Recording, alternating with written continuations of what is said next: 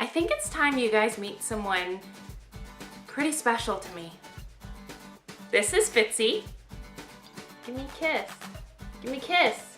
Give me a kiss. Give me a kiss. Give me a kiss. This is Molly, she is a girl. She knows nothing about the world. So come on, yeah, let's take a stroll. It's Molly the Millennial. Hi guys, and welcome to another episode of Molly the Millennial. Today I'm going to teach you guys, I think, the most practical skill I've yet to teach. According to the World Wide Web, 70% of millennials don't know how to properly sew on a button. I am married to someone whose profession it is to design and make costumes, and I don't know how to sew on a button. Now I do because he just taught me. It's so easy, guys. Why haven't we been doing it?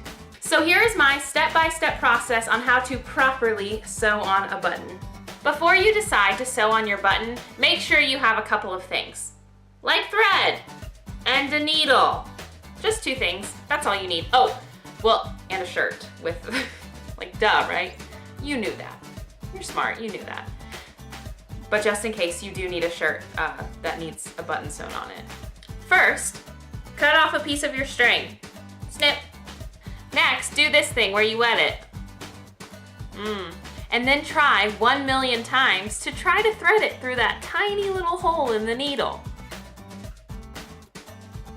I'm so close, I'm so close. Whoa. Oh, I did it! Pull your thread through the eye and you're doubling it. Make sure it's even down at the bottom. Can you see this? I hope so. Make sure your thread is even at the bottom. Ta-da! Next, you're gonna wanna tie off the end of your thread. My husband just taught me a pretty easy way to do this. So I think he said to take the string and cross it over like that. You see it? And then you just like rub your fingers together. And then you pull it at the top. And then it ties it like that. You guys see that? The sewing on a button video is hard to film. Needle, knot, string. Okay, so the next couple steps I'm gonna have to teach you in voiceover mode, so goodbye for now. First things first, find the spot where the button fell off. Start on the underside of the shirt. Check your other buttons and see what kind of pattern they're sewn in as. Some are parallel and some are crisscross. This shirt is using a crisscross pattern on the buttons. Once you go in and out 4 or 5 times, the button should be pretty secure. To tie your thread off, flip over to the underside of the button and thread it through a piece of the sewn-on thread.